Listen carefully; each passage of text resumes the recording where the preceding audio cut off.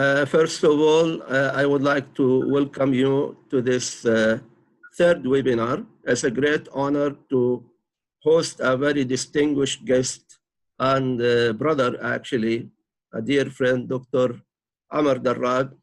He's one of the outstanding Egyptian politicians, and also he's a very established scholar. He's an expert in US relations. He's also that man of a special gift of oratory and actually presentation. It's really very honoring having him with us today.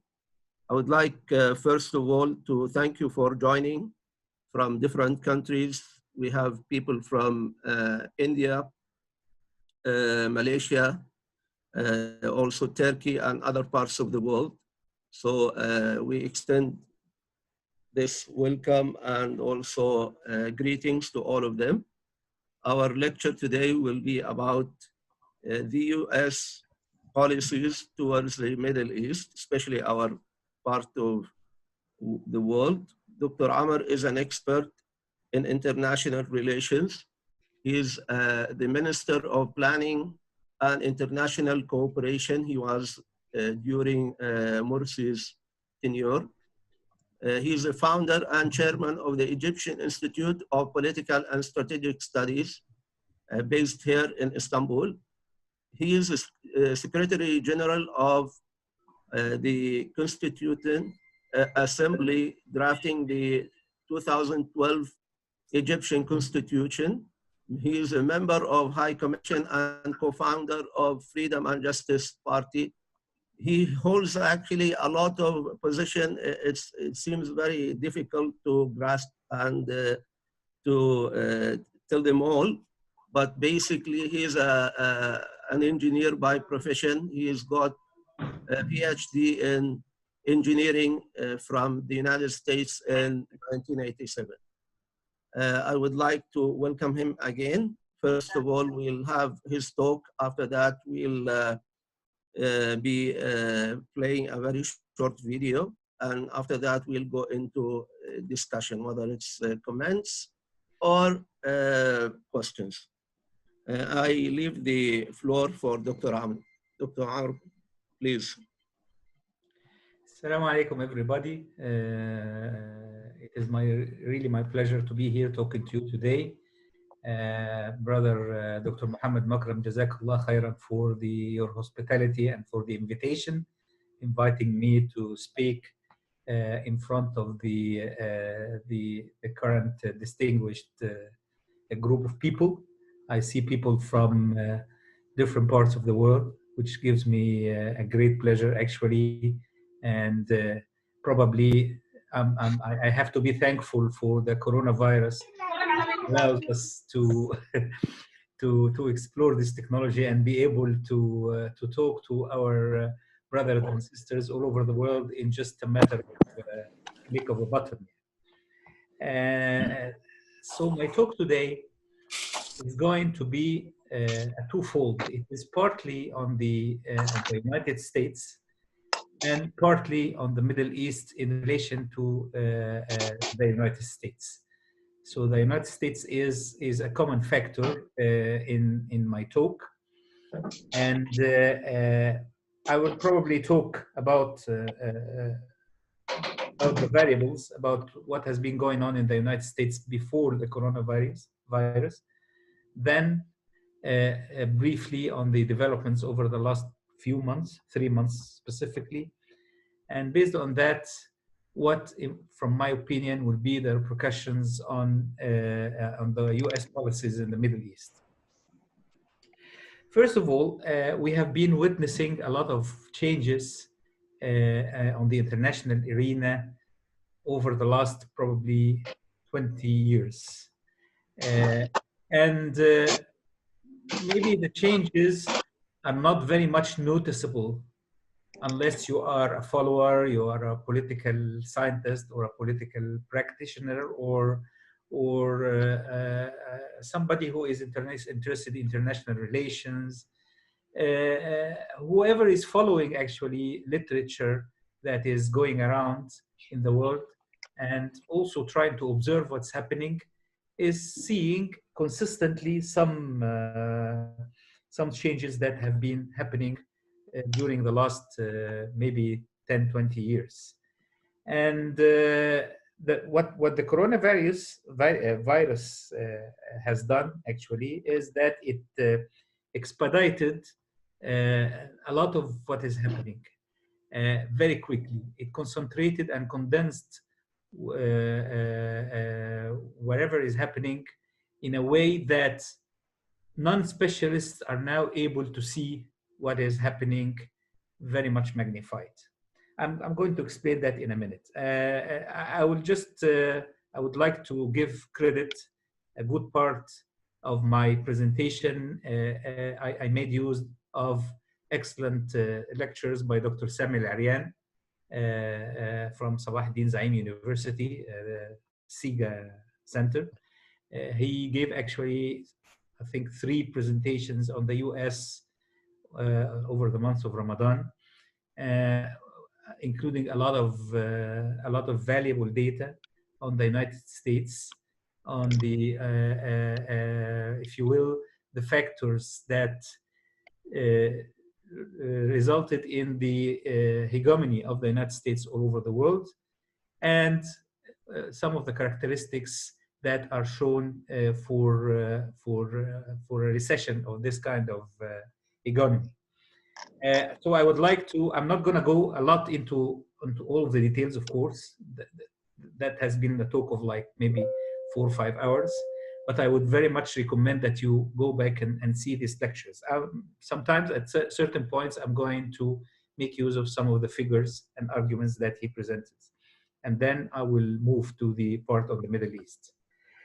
The United States, particularly after the World War II, have been in a position of leading the world.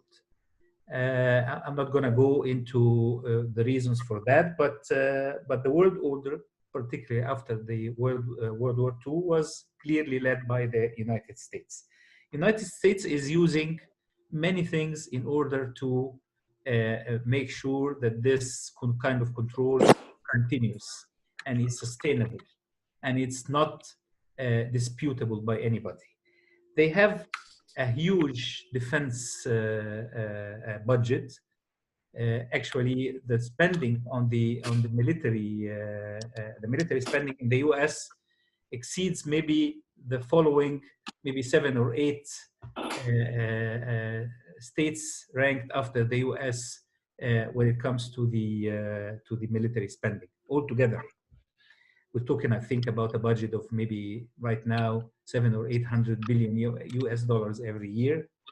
And as a result of that, this allows the US to maintain a huge network of military bases all over the world that controls, basically controls everything all over the world, controls the oceans, controls navigation, and constitutes presence in front of any kind of threat that could constitute a threat to the United States.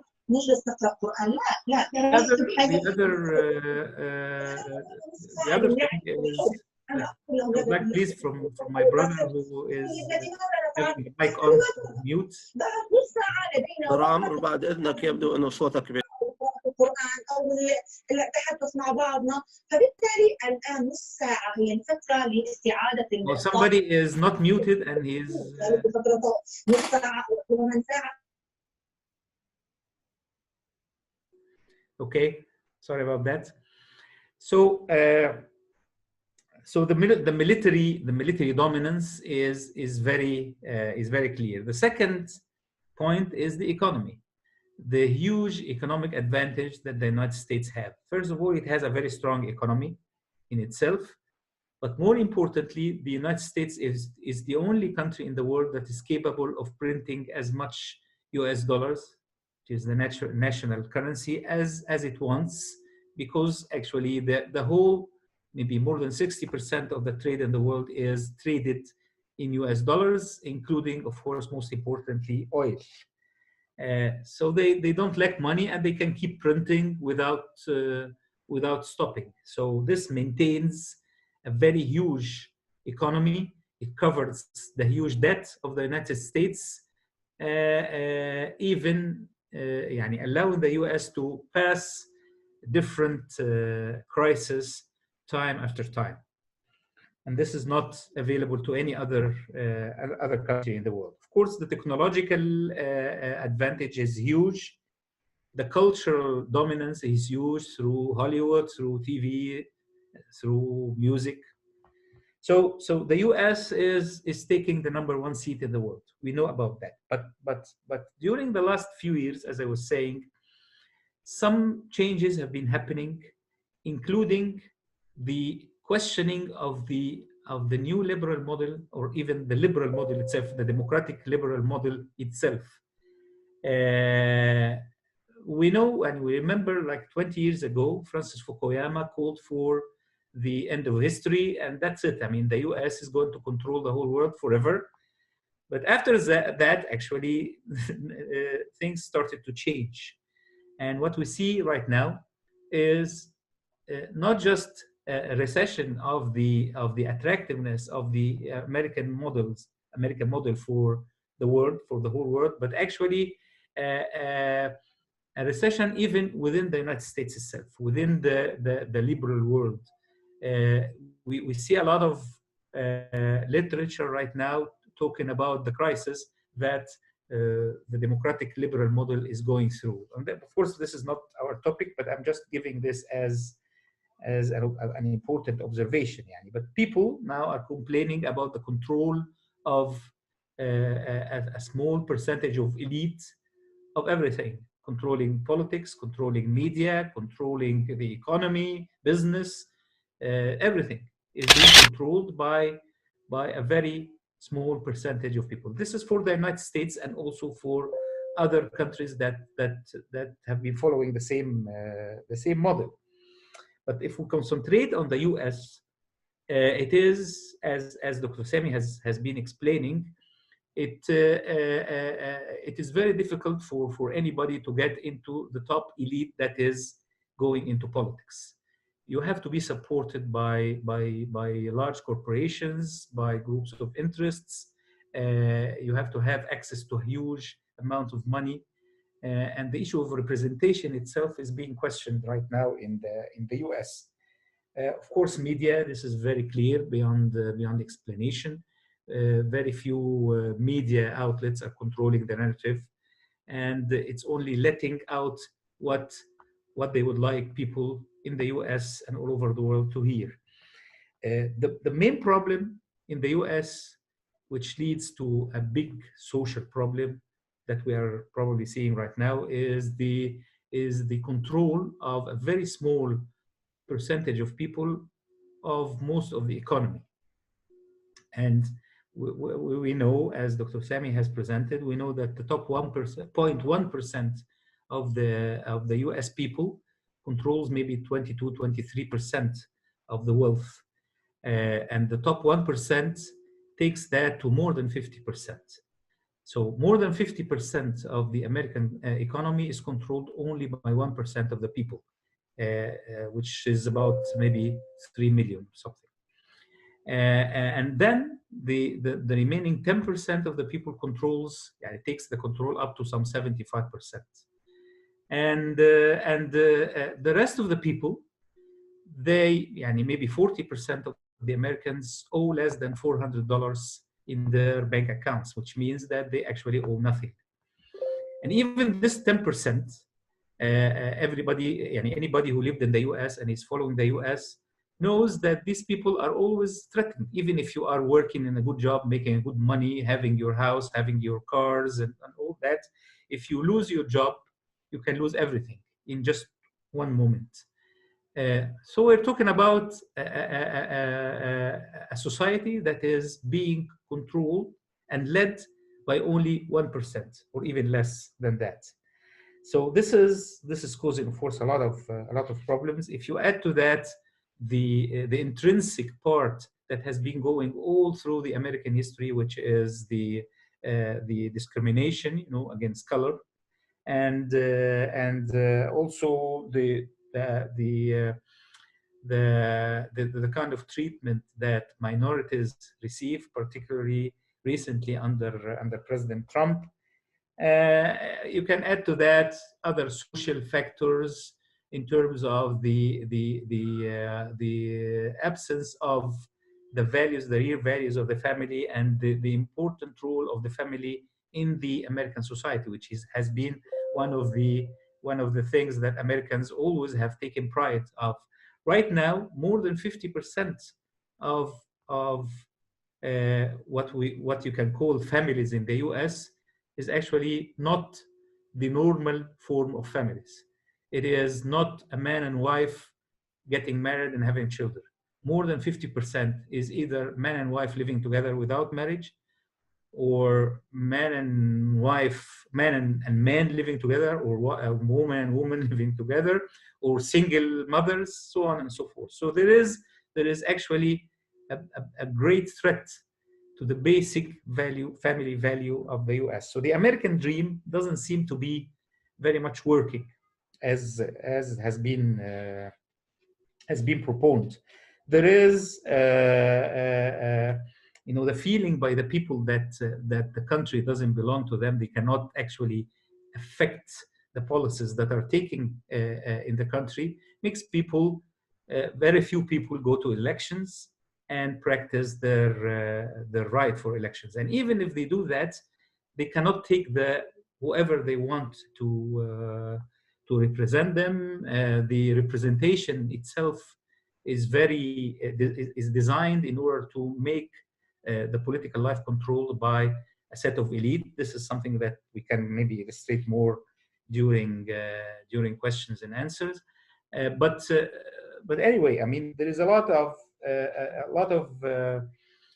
of issues that have been growing particularly over the last 20 years. And the observer who is interested in the US can clearly see. But normally, all over the world, these observations maybe have been hidden because a lot of people have been having their own problems in other parts of the world. But what the coronavirus did, and actually the developments over the last 3 months, highlighted these problems and magnified them and actually expedited a lot of the problems that have been happening. They did not create the problems. This is very important to notice. The problems we are seeing now in the US have not been created in the last 3 months. No, they have been there, they have been rising, but they have, during the last 3 months, they have very much been expedited in a very quick way. Some people, I've read some articles talking about the US. I remember somebody was saying that if you look at the US now, compare that to the US 3 months ago, it is as if you are living in a totally new country, as if you moved to another country. And you have a pandemic that hit more than 2 million of the people and caused death of more than 100,000 people until now. In order to understand this, the size of this, the whole dilemma that the US got the world into was because of what happened in the World Trade Center back in 2001, and the death toll was like 3,000 people, and that caused a great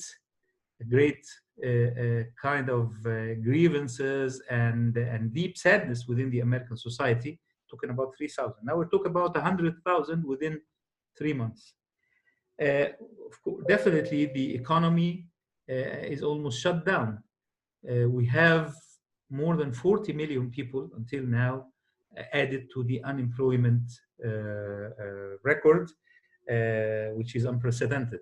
Even during the time of the Great Depression back in 1929. During the crisis, the financial crisis in 2008, it was just that. It was a financial crisis. It was about money. So printing some money, less than $1 trillion, helped get out of that crisis, at least partially. The problem now is that the crisis is not just financial; it is financial and economical. And the two main elements of the economy are hit. That is supply and demand. Both of them have been hit. Of course, because of the shutdown and the lack of supply chains and all that, the supply has been severely affected. Nobody is producing. And also at the same time, nobody has money. So the demand has diminished. So we have a basic economic problem that is there to stay for a long time. Again, of course, it helps if the US keeps printing money, but as the problem is not just financial, it is economical, so it can stay for a much longer time. Now we see, everybody was stunned by the scenes of cars standing in queues or parking in queues to get financial support or to get money from camps that are distributing monies. And we see people going there with their Mercedes, with their BMWs, and the point is that this is probably among the 10% I was talking about. People who used to have a job, they may have a house, they have cars, but all this, they buy this, as you all know, they buy them by credit, by debt, so they remain in debt for almost their entire life. But there's no problem. As their income keeps generating, they don't have a problem. Now, I don't have food in my house. Although I have the BMW parked outside, but I don't have food, and I don't have a job, so I have to drive to a camp to get supply, to get help. And if you add, of course, on top of that, what we have been seeing over the last 2 or 3 weeks, these unrest and protests and violent scenes and looting and all that, which makes you feel as if you are in any of the poor third world countries. Okay, so all this definitely together, all this has happened only over the last 3 months. So this magnified the picture. It made people realize that the American society and the American ability to keep leading the world is very much being reduced. Definitely, this did not affect the presence of the military in military bases all over the world. It did not affect the ability of the US to print money, but the society is suffering, and this is one of the main reasons that could threaten any empire, or any country. If these severe problems within the society are taking place, this is major. And if you add to that a president who lacks the basic skills of leadership, his main hobby is to keep pouring oil on fires. Whenever there is a fire, he loves to keep pumping oil. There is no leadership, and he's pushing. He has always, for the last 3 years, he has also been pushing the US from leadership in the world. America first, and all these things. And of course, this is and will be expedited by what is happening right now. So if you add to that there is some expansion of other rising powers like China, like Russia, and I'll get to that in a moment. Definitely not to the extent that they replace the US in the leadership of the world, and this has always been a question that is raised during discussions and seminars like this one. Is China going to replace the US as the first power? Or Dr. Mohammed Makram, I'm sure, have been getting a lot of these questions. Dr. Sami Larian and all of us have been getting these questions. Of course, this is not going to happen like that. It's not happening like that. But definitely, there is a room that is being created by the receding tactics and practice of the US that has been happening a lot lately. If we analyze the vacuum that is, in order to understand and get to the Middle East, the vacuum that has been left by the US is being filled in the following manner, in my opinion. First of all, it started by the realization of the US after President George W. Bush that they have put a lot of attention on the Middle East on the expense of ignoring the rising power of China. So they found out themselves in front of a giant that they did not pay enough attention to. So starting President Obama, the policy has changed, and more attention was given to Asia and to China in particular, on the expense of trying to reduce, not leaving out, but reducing the presence and the interest of the US in the Middle East, and leaving some room for others to come and fill. Due to this, of course, there are a lot of details about all what I'm talking about. I'm just touching headlines. Maybe during discussions we can cover, but I'm giving this panoramic view, eagle eye, as they say, in order to understand the introduction of what I'm going to say right now about the US policy in the Middle East, or what's happening in the Middle East actually. The space that has been allowed by the US is being filled by three main mechanisms, in my opinion. The first one is the rising, as I said, the rising power of some other powers, particularly China and Russia. And I'll just give you the headlines, and then I'm going to explain later on. So this is the first mechanism. So some of the space is being filled by China and Russia. Second mechanism is that you find some regional powers that are conglomerating their influence, maybe having some alliances or without alliances, whatever, trying to expand and having some influence which is higher, sometimes much higher than it used to be maybe 20 years ago. We're talking specifically about Iran, about Turkey, about the Emirates and Saudi Arabia. And so this is the second. So some of the areas are taken by these regional powers and these alliances. Some of them, of course, cooperate with the other major powers, but they themselves, they have their own agenda. The third mechanism is the expansion of the autocratic regimes in our areas, simply because they don't find anybody objecting to what they are doing, and actually they are being supported, and they act like agent states, client states for the main powers to to play specific roles in the area. A very clear example of this, of course, is the current Egyptian regime headed by General Sisi. So you find the expansion of these autocratic regimes also taking and occupying some of the areas left by the American recession.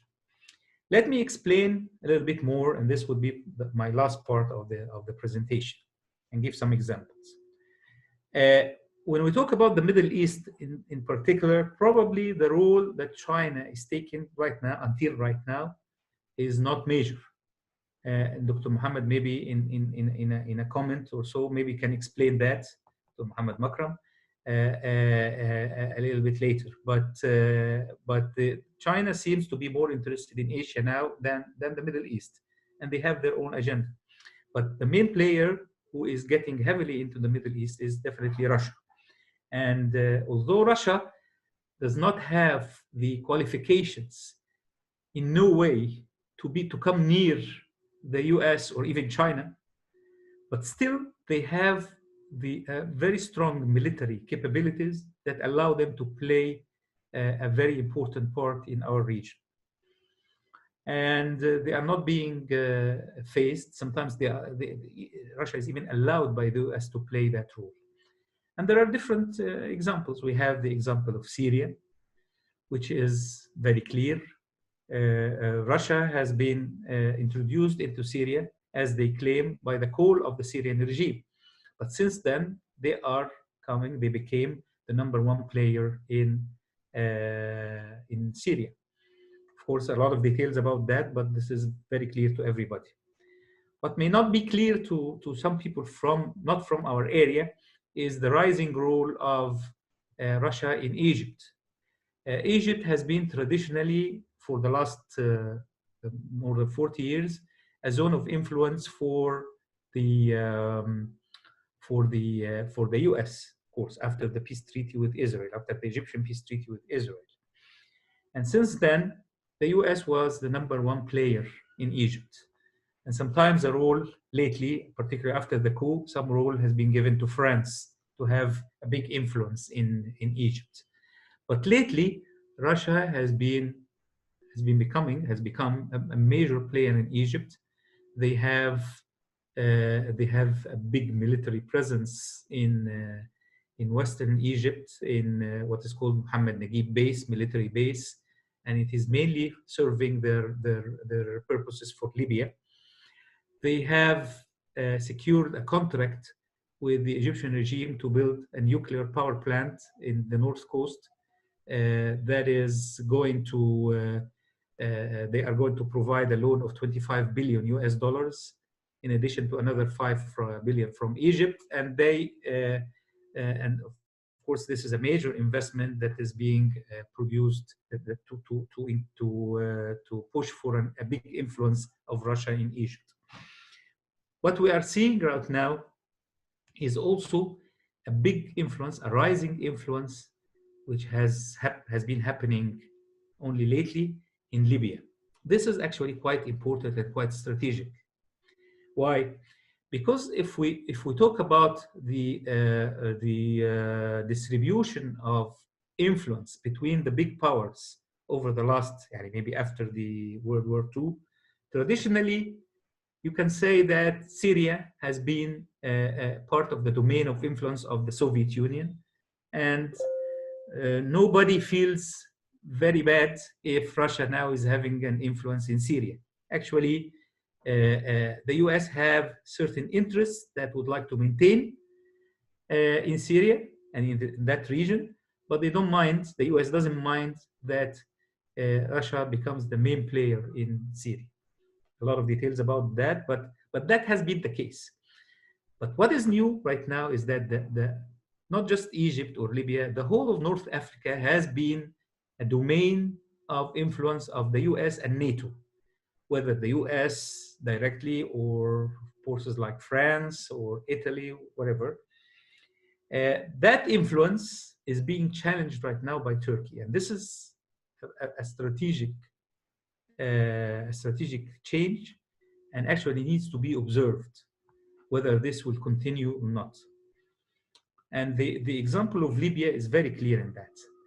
Libya started not far ago to support Khalifa Haftar,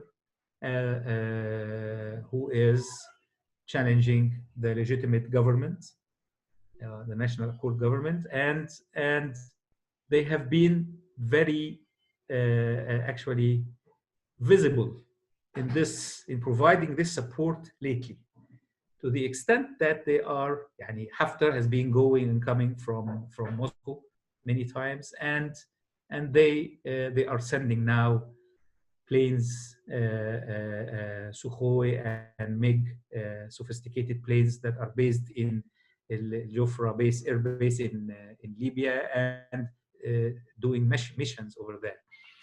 And it is clear, following the events in Libya, maybe some of you are not following closely, but Haftar was actually very close of controlling the whole country a few months ago, until a very sound and prominent interference took place by Turkey, supporting the legitimate government, which helped the government of the National Accord government to expel Haftar forces almost from the whole of the western part of Libya.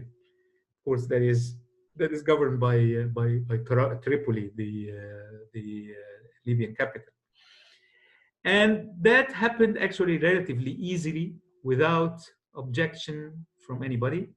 The US maybe endorsed this kind of Turkish interference because they wanted to limit the Russian role in Libya.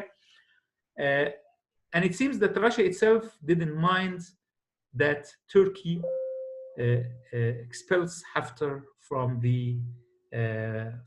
western part of Libya.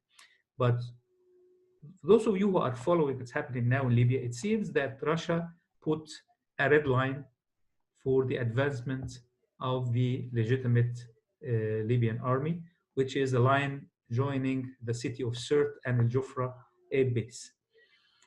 Nobody's saying that, of course, in public, but there are very clear indications that this is the case.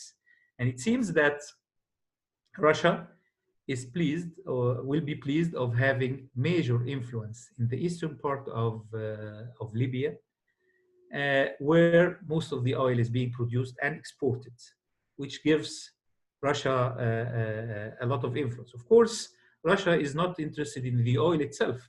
Russia doesn't lack oil, but to be there, to be based there on the Mediterranean, in that critical part of the Middle East, and also in addition of being present in Syria, in Eastern Mediterranean, this will give Russia major leverage facing Europe and major strategic advantage, which puts Russia in a very strong position if it wants to negotiate with Europe or NATO on any issue, like the Ukraine, for example, or anything like that.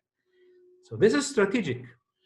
And it seems if we go back to the United States, it doesn't seem to me that the US is doing enough to prevent this from happening. Although this is a strategic, as I said, this is a strategic change. Even a few days ago, Sisi, who is clearly supporting Haftar, proposed an initiative, what he called the peace initiative, of course, very clearly coordinated with Russia. But the important thing is that it was also endorsed by the US. So what is going on? I mean, how come the US is trying to push for a treaty that will continue Haftar to be controlling the eastern part of Libya, while he is very heavily supported by Russia? Of course, Haftar himself used to be the US man. Of course, Haftar has worked with the US intelligence for a long time, but now what we are talking about is that his continuation in that part of Libya will give major leverage to Russia in there. So this is when it comes to how Russia is trying to take advantage of the vacuum that is being left by the US. If we talk about the second factor, which is the regional forces, it is very clear, of course, the role of Iran, for example, how the role of Iran expanded in Iraq following the US invasion and then the retreat. Iran is the main player right now in Iraq. And you add to that, of course, its role in Syria, in Lebanon, and in Yemen. So it expanded significantly in the area. Of course, again, a lot of details about that, but that is a role for Iran that is very clear, although Iran has been subject to major US sanctions and all that. The other player is the Emirates and the Saudis. The Emirates and the Saudis, particularly the Emirates, the Emiratis, is a very small country, but their way of expanding, of course, is making use of the huge wealth they have.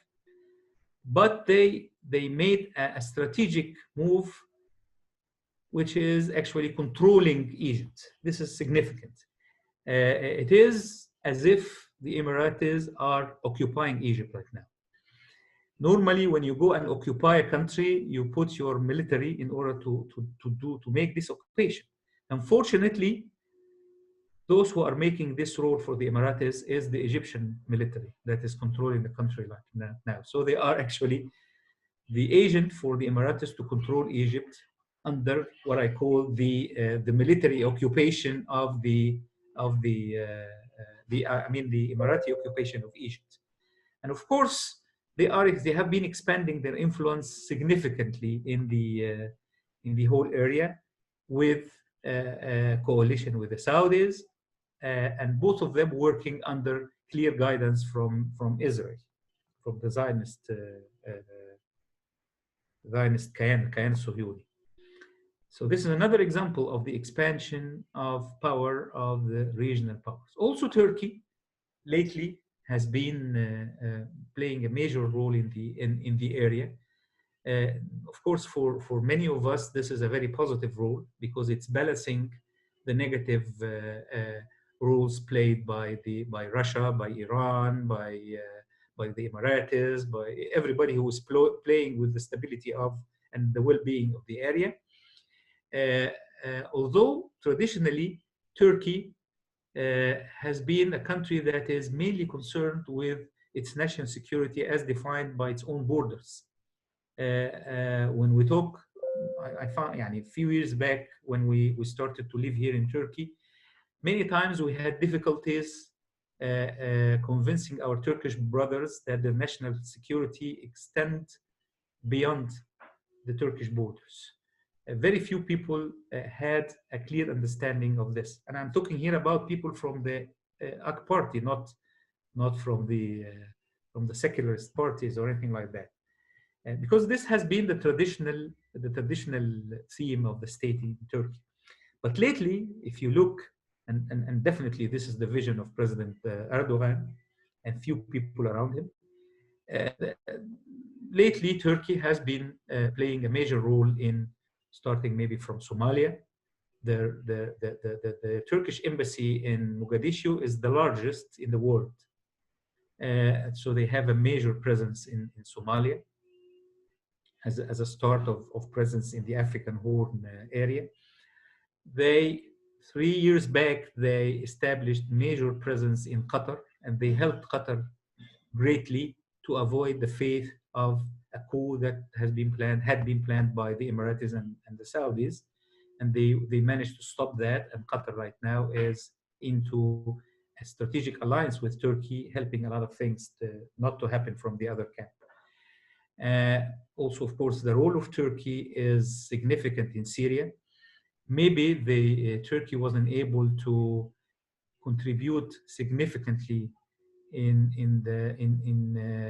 reducing the control of the Russians and the Iranians in Syria, but at least they played a major role in helping millions of people fleeing Syria from the hell that is taking place in Turkey. And also they are resisting in order to guarantee that there is no absolute power of the Russians and the regime over the whole Syria.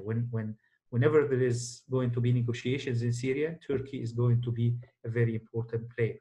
Right now, the role they are playing in Libya is significant, and please follow up what is happening in Libya to understand the role that the Turkish people are playing and Turkey is playing in the whole zone of the Middle East. The third mechanism, and I'll end with that, is the autocratic regime, which are expanding in order to play a lot of roles to help other major powers. And in particular, we're talking about Egypt here. The regime in Egypt gets life from two major sources. One of them is the severe oppression that it is practicing inside Egypt.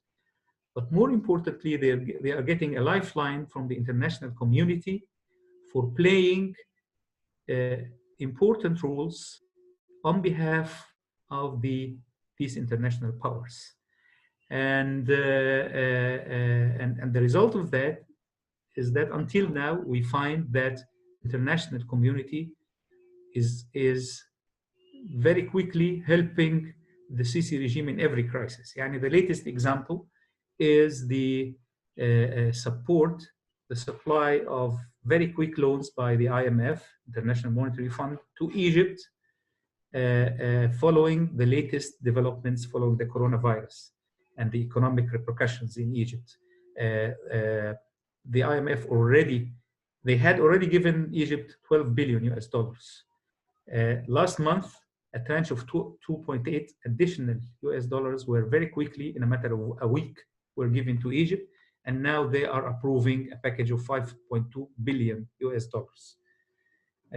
When in the year that we were in the government of Dr. Morsi, we were trying our best to secure some 4.5 billion US dollars just to indicate that Egypt is capable of attracting financial investments and financial support from the world. And we never could secure it over extensive negotiations for almost 1 year. Now we are talking about, we are getting into like 20 billion US dollars.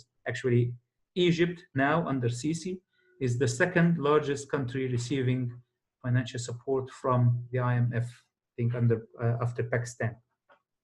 So this is an example how Egypt is being helped in order to maintain the role that it's playing. It's playing a major role in Libya by supporting Haftar and maintaining the interests of the West in that area, with big cooperation with Russia, as I explained, with big cooperation with France, and of course the Emiratis and the Saudis.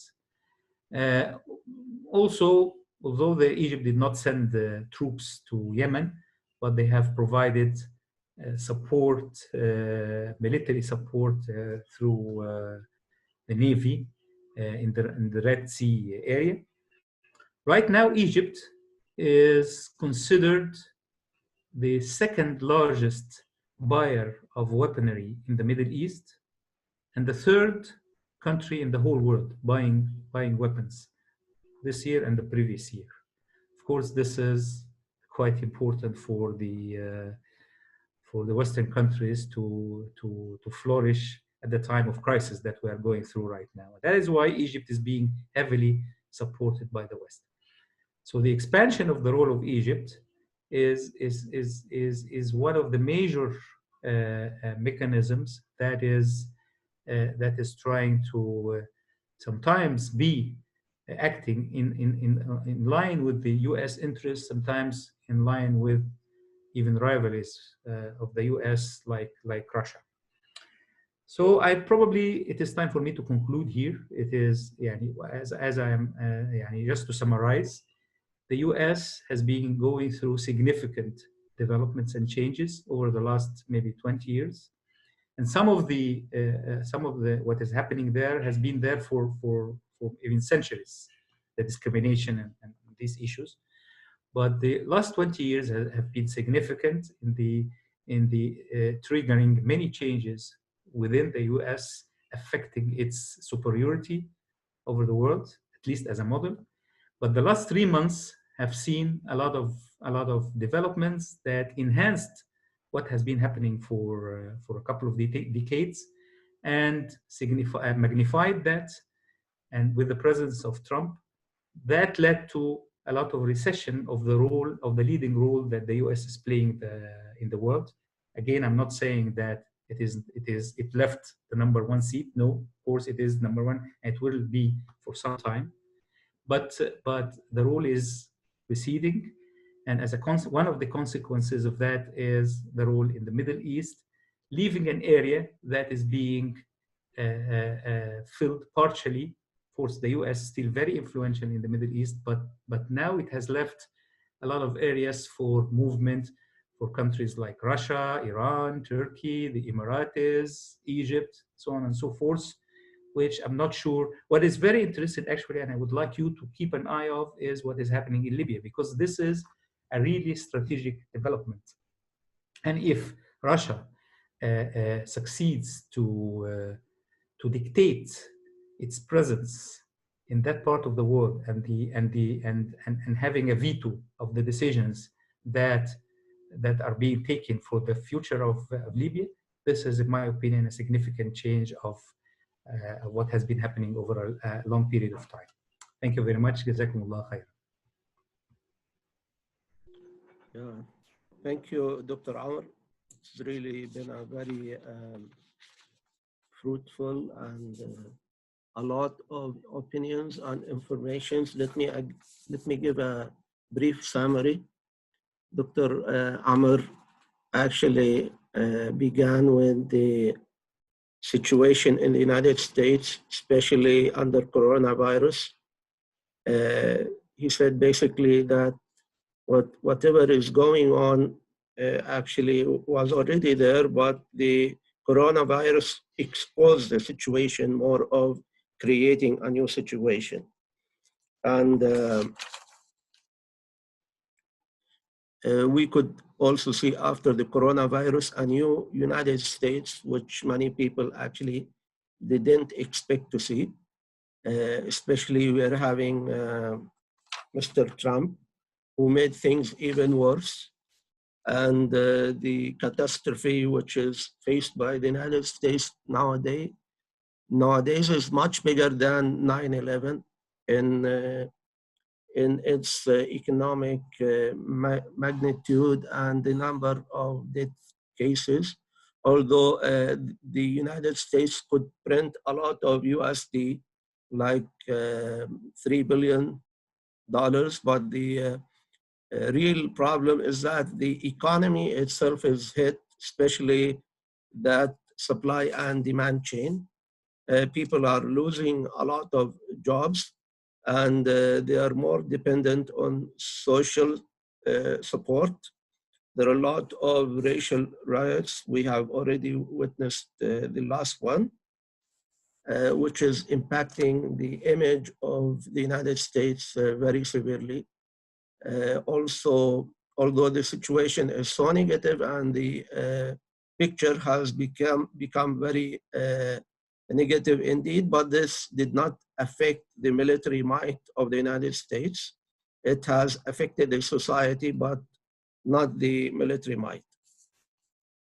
We have also other dangers like the rising powers, especially China and Russia.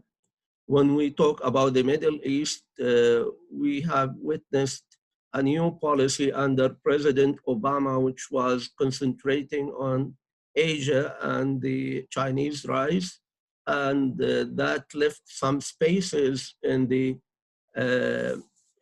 Middle East, and most probably we could expect other factors and players to intervene in the Middle East, but Dr. Amr enumerated three mechanisms in this respect. The first mechanism is the rising powers like China and Russia, and the second one is regional powers like Iran, Turkey, United Arab Emirates, and Saudi Arabia. Also, he talked about the expansion of autocratic regimes, especially Egypt. Um, about China, it is very clear that China is more interested in Asia itself, not in the Middle East. The main power that is more interested, and it's now very clear, in the Middle East, which is Russia. Now, Russia is playing a very important role in many areas, especially in Syria and Libya. And Egypt as well. We are witnessing a rising role of Russia in Egypt, which was not very clear. And it makes a lot of sense in Syria and Libya, but not very much in Egypt.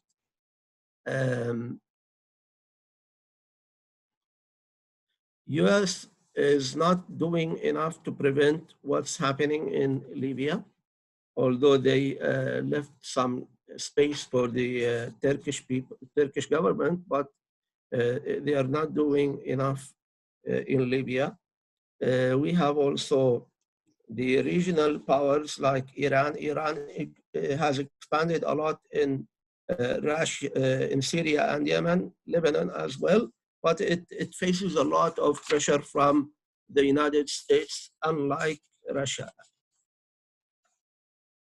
We see also the Emirati role, which is a very dangerous role.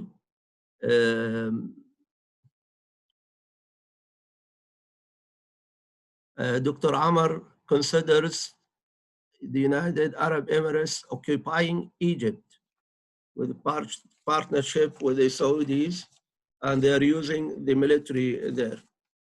All this is done under supervision and guidance from the Zionist entity. Dr. Amar also donated to the Turkish role, which he said that many people perceive as a balancing role, which is positive to many, especially in Somalia, Qatar, and Syria. The situation in Egypt is very alarming because we witness international support for the government, especially the IMF loan.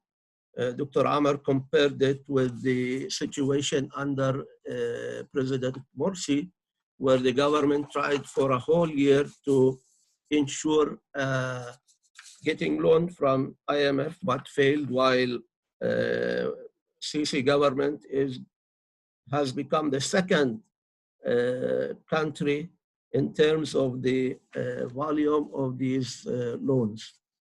Finally, we witnessed the Egyptian role of supporting Haftar in Libya with the help and support from Russia and France. Egypt has become the second buyer of weapons in the Middle East and the third in the world. I think this sums up most of what Dr. Amar has already said. But I noticed that Dr. Amar, you haven't concentrated a lot on the Israeli role. If you could elaborate on that, I would be very grateful. Okay. Of course, I did not elaborate on the Israeli role because it usually comes under the U.S. umbrella. I was trying to concentrate on the areas that have been left by by the U.S. to be occupied by others. That's why I didn't talk a lot about or didn't even discuss about the Israeli entity, the Zionist entity, but definitely this is a totally a big story on itself.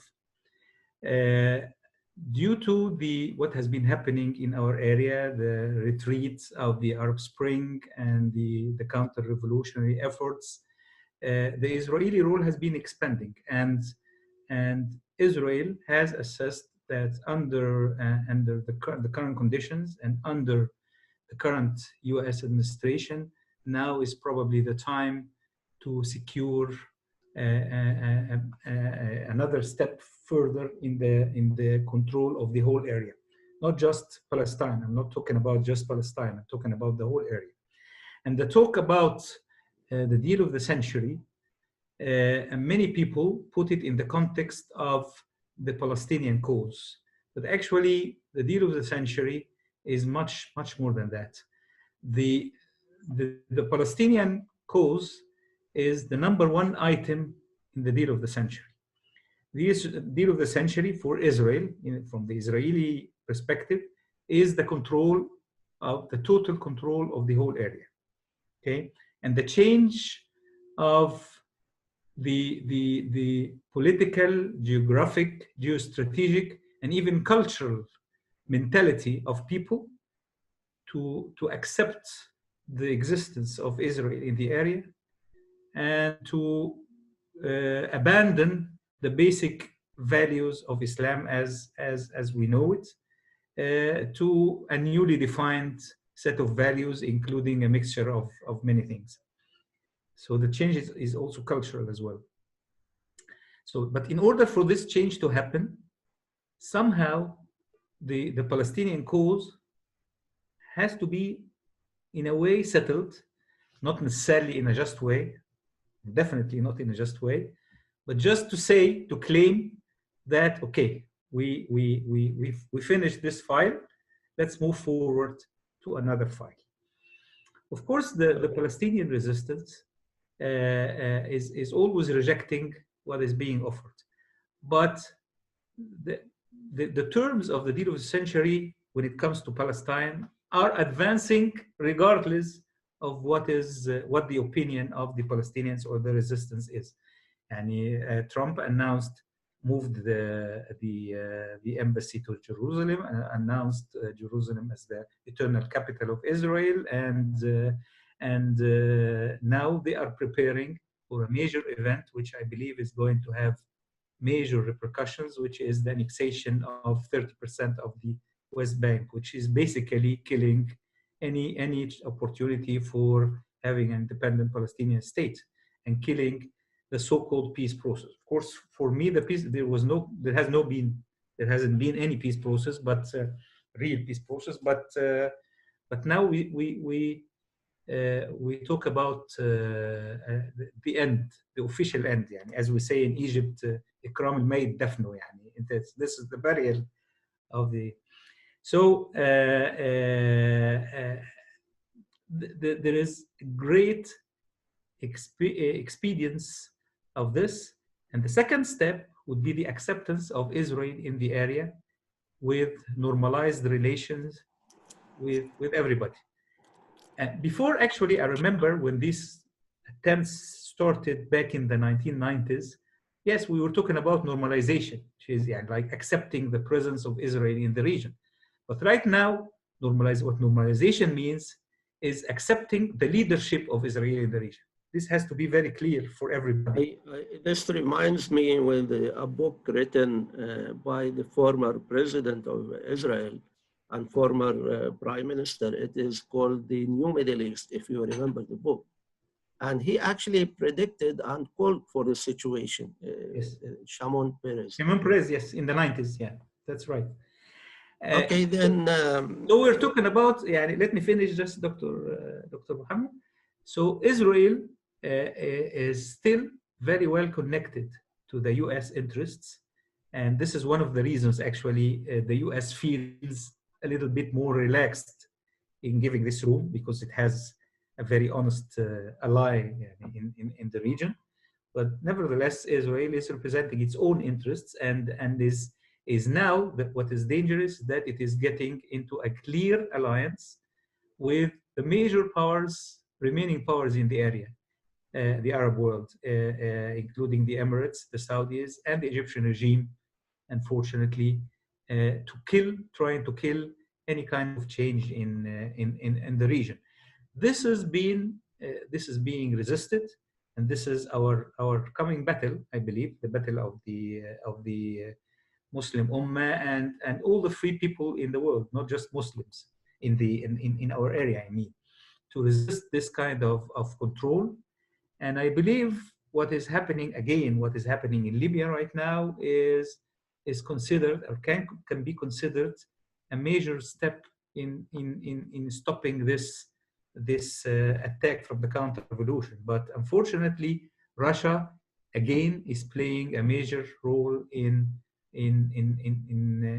doing that. So this is something to watch carefully. But overall, Israel has very strategic relationships, not just with the US, but also with Russia. We have to understand that. I wanted to come to a very important question raised by one of our participants here about the future of the Arab Spring, because you have already presented a picture which is unfortunately not that positive. It is, and although we have to be realistic, this is the reality, but many actually expect to present some kind of solution or hope, especially Arab Spring represented that kind of hope. You were a leader in that era, and most probably you're very acquainted and know very well how it happened, and if it is possible to repeat it, or if it is the right way to free this area from tyranny and serving the West powers. Let me give you my perspective in this. First of all, I personally, I don't like the term Arab Spring. It is trying to replicate what happened back in the 90s in Eastern Europe. But actually, what started to happen is the beginning of a total change in the area that is there to stay. Not just a spring that is followed by a summer and autumn and winter, we are going through right now. But anyway, let's use the term yani, just for the sake of discussion. In my opinion, the picture is not the future. The picture of the future is not very dark. Actually, to me, it is very bright.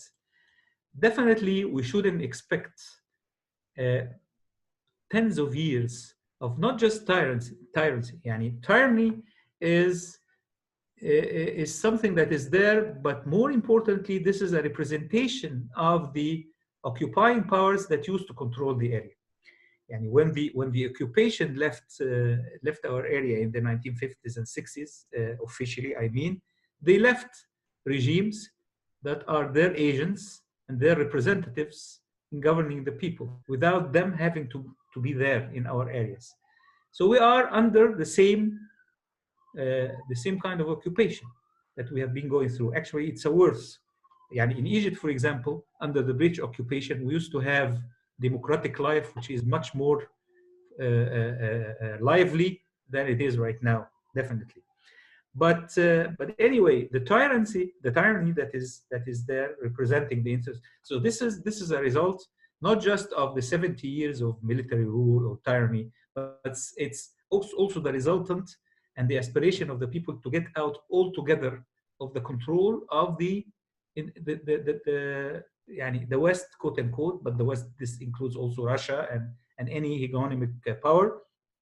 But so this is a hope for getting out of this control into building kind of independent area with independent will to take our faith in our own hands. This is what is so-called Arab Spring is about. So we shouldn't expect this to be something that is resolved in 18 days or 1 year or 2 years or 3. Actually, if this did not happen, we should have thought that there was something wrong. If this major reaction that took place against the uprising in the area didn't take place, there would be something strange. Actually, this is major, and I acknowledge that this is a major counterattack. But what is important is that we see that the resistance is still there. Nobody, inside people, even those who are not doing anything, they still believe that it's not over. Whenever there is a problem, for example, in Egypt or Yemen or Syria, you find people rising in Algeria, in Lebanon, in Iraq, and so on and so forth. Whenever there is an opportunity, you find people rising. But I'll come to an interesting point in my opinion. When the Arab Spring started to happen, the model that people were looking at is the liberal model, a sort of the democracy that is prevailing in the West, in the US. These people are enjoying their lives, enjoying their economy, enjoying the democracy, and this is what we are looking up to. And this would have been probably the model that we would have copied, afterwards, whether Islamists or non-Islamists. I mean, during the year that Dr. Morsi, the late Dr. Morsi, was in power, not much change actually took place in the institutions, in the mechanisms. Right now, what is happening in the whole world, actually, in my opinion, is exposing this model, and this is what is very important. So when the change is going to happen in our area, it is not going to be looking up to that model. Definitely, it's going to be looking at a model for freedom of the people, freedom of opinion, end of tyranny, all that, yes. But the model of governance, the model of living, the model, definitely, we will have to develop and work on our own model that is not more based than anything else other than Islam, of course.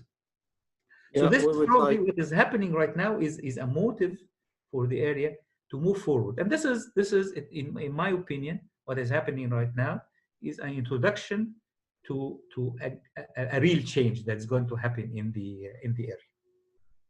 Okay, let's leave the floor for more questions. If anybody has a question, please, or comment maybe. Abu Amr, would Dr. you Mohammed, open the can I mic? speak? Don't know. Yeah, Ahmed. Okay, Assalamu alaikum wa barakatuh. Thanks, Dr. Amr, for this insightful introduction. Yani really, it's very appreciated. Dr. Amr, can you give us a little perspective about the upcoming US elections? What's the prospect for Joe Biden? Will he have any opportunities to run that to win that elections? Because Okay. that will make a lot of change in the US policy regarding the Middle East, of course. Yeah. I'm not sure about that, but anyway, to your second conclusion, but of course I'll try to be brief, to touch upon that based on what I know. But we have an expert here, Dr. Samir Ayan, is with us, who can talk more about that. But people have to understand that the election system in the US is not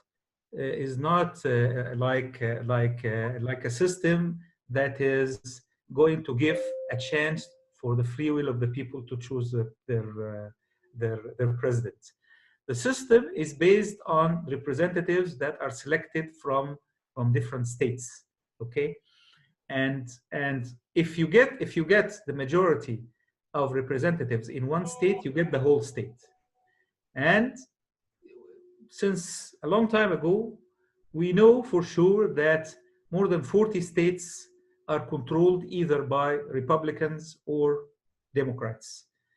So there is no point actually for candidates to even campaign in these states. Everybody usually is fighting over maybe 7 or 8 states, who they call swing states, that really determine the fate of the elections. And this does not depend also in the majority of the people. It depends on a lot of financial interests, a lot of media input, a lot of dirty work, and you can in many occasions the president of the United States reach his position without having the majority of votes of the Americans, maybe with the exception of Obama, President Obama. So in order to try to analyze this, don't really be fooled. None of us should be fooled by the polls that say that Biden is having a 10% lead or 5% or whatever. We have to look more closely to these swing states and what's happening. Now, in my opinion, maybe before the pandemic, in my opinion, Trump had a very good opportunity of winning back the elections. And maybe he's suffering now because of what's happening in the US, the developments that I explained. But the problem is that, if you don't like Trump, the problem is that the solid base of Trump, which is about 35 to 40% of the American people, is behind him no matter what happens. And if the US becomes broke, they are still behind him. And the other opponent, which is Joe Biden, is not a very strong opponent. As a matter of fact, he suffered significantly in order to reach this position. And he's not that kind of leader that the US would be looking for to go through this crisis. He's not like Obama, for example, although I have a negative opinion of Obama, but still, he's not like Obama. So whether or not Biden is able to win or not, this is still too early to judge. And I believe that the opportunity now, right, in my opinion, is like 50-50. What I don't agree with you is that the election of Biden would mean an automatic change of the US policy in the region. The US policy in the region or any part of the world, the foreign policy is determined by a set of very complicated factors including by institutions, including the Pentagon, the intelligence, the State Department, and the presidency, of course, national security. So this is something that is not determined by the president. Of course, the president has a very good power in running foreign policy, but yet for a strategic change to happen, this requires a lot of things. Now, Trump, as I said, continued along actually the same lines that Obama was following. I mean, he continued retreat from the Middle East in order to be able to concentrate more on Asia and China. Okay, and Trump is no different than that. And probably if Biden comes, Biden was the vice president of Obama, and he's probably go along with the same policy. But what is interesting, and as I said, although the US is giving an area, it is still more or less overlooking the whole scene in the Middle East and allow things to happen or not to happen. But that's why I refer to the Russian presence in Libya as a strategic change, because this is a new factor that hasn't been there traditionally. And in North Africa, the presence of Russia in North Africa in general. So if Biden and his administration would fight hard not to prevent that, this is yet to be seen. But I'm sure that the election of the president, the coming president, will mostly depend on internal agenda in the US other than foreign agenda. Dr. Amr, I don't know if anybody else has a question. Assalamu alaikum. Salam I am alaikum. Dr. Muhammad Noor. Yes, please go ahead, brother. I have a question. Doctor, I am also a PhD in engineering from IIT Delhi. Why? How? We are colleagues then. Yes. So just a related question, because you were there. So what about the campuses? How bad is racism in the campuses? And the other question is, the American economy has taken a beating, but how they will fare as far as world powers are concerned, like Russia and China, etc. Post-COVID. Well, I'm not sure I got the second part, but let me start with the first one, and then I'll get with the second part. Okay. First, I'm not an expert in the internal social movement in the US, but when I was there, actually, I got my PhD from Purdue University, which is a university in Indiana, in the heart of the Midwest, and that was in the 1980s, between 1984 and 1987, and at that time, actually, the racism that we might be seeing very highly magnified right now, I didn't feel it that much when I was at Purdue. And as a matter of fact, at that time, that was the time when Nelson Mandela was getting a great international support all over the world in the movement in South Africa and the anti-discrimination and all that, and the whole of the US society, and the majority of the US society was behind supporting Mandela, and maybe having songs, actually even top chart songs about freeing Nelson Mandela and all that. That was a model then.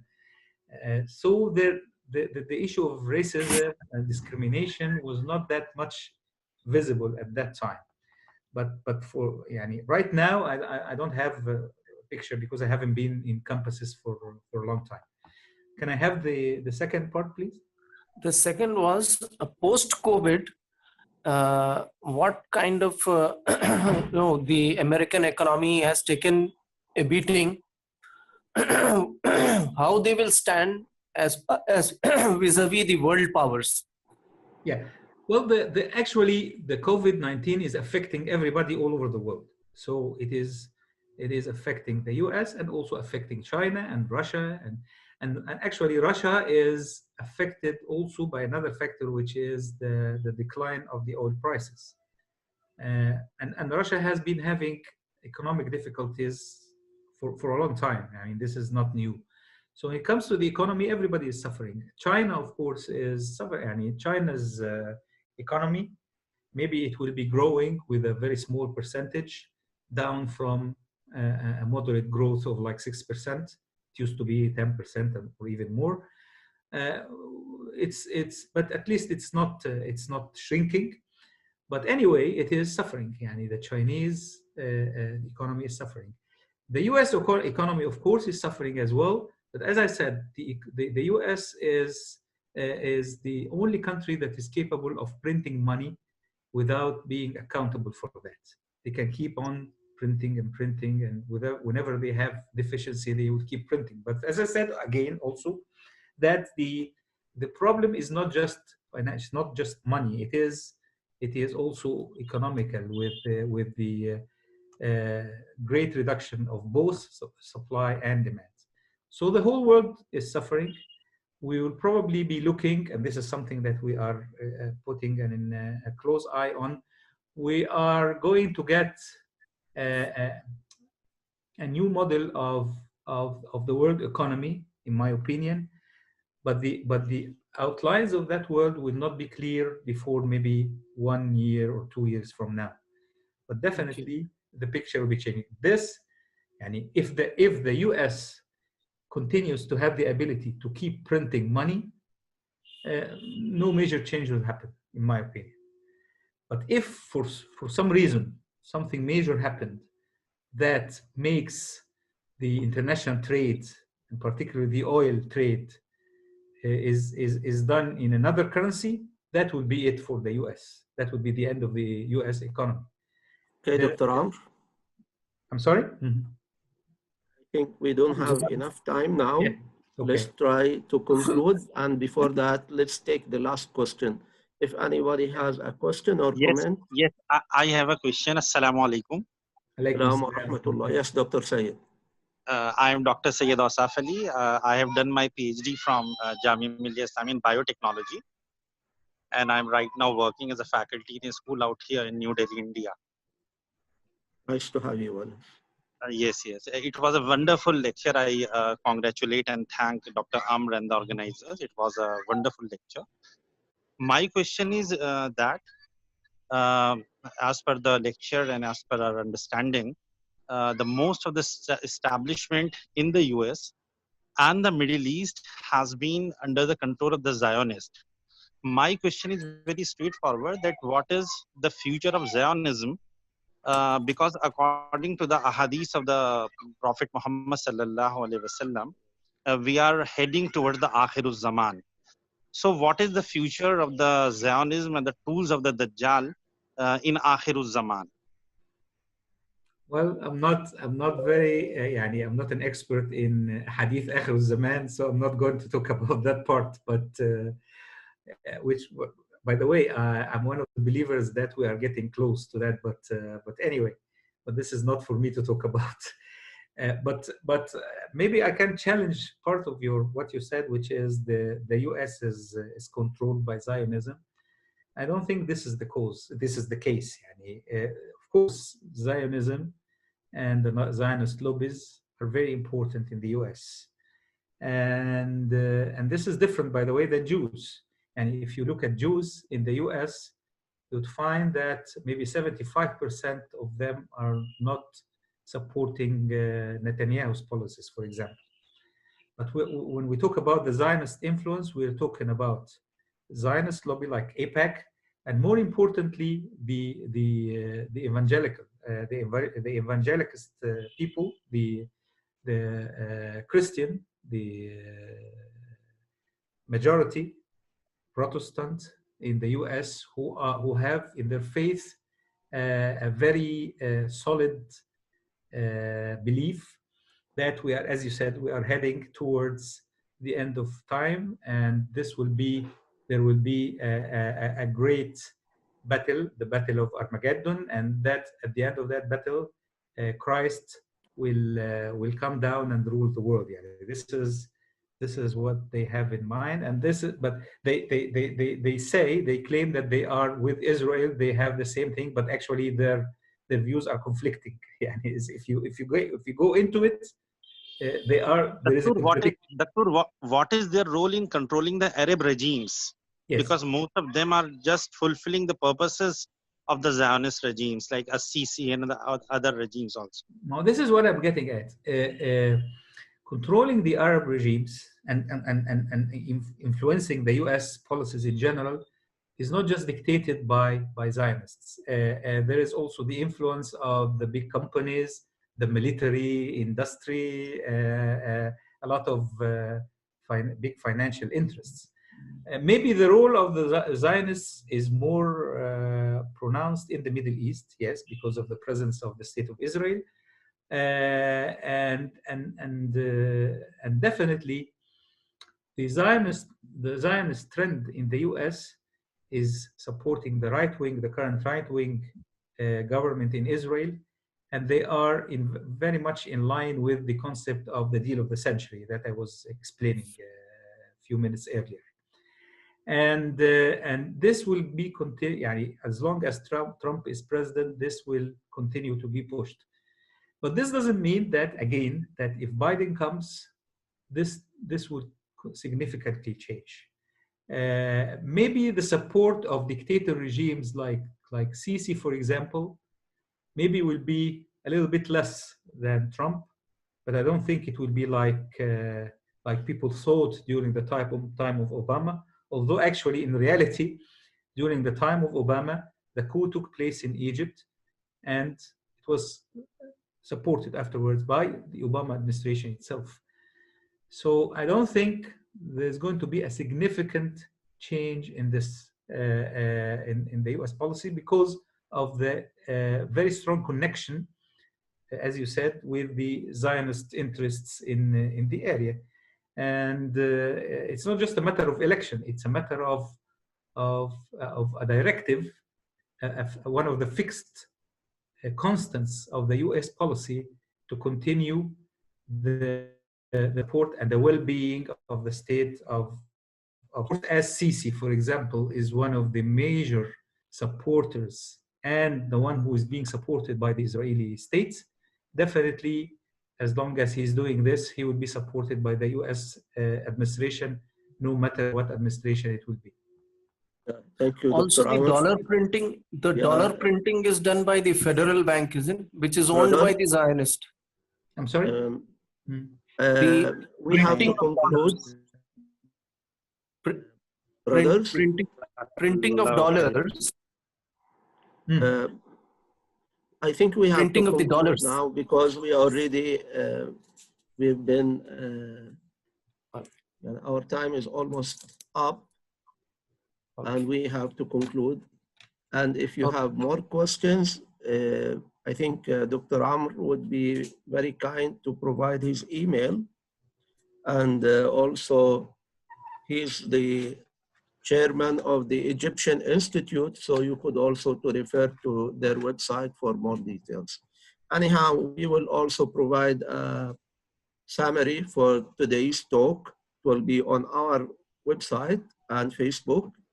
And the lecture is also recorded and it will be posted on the YouTube channel.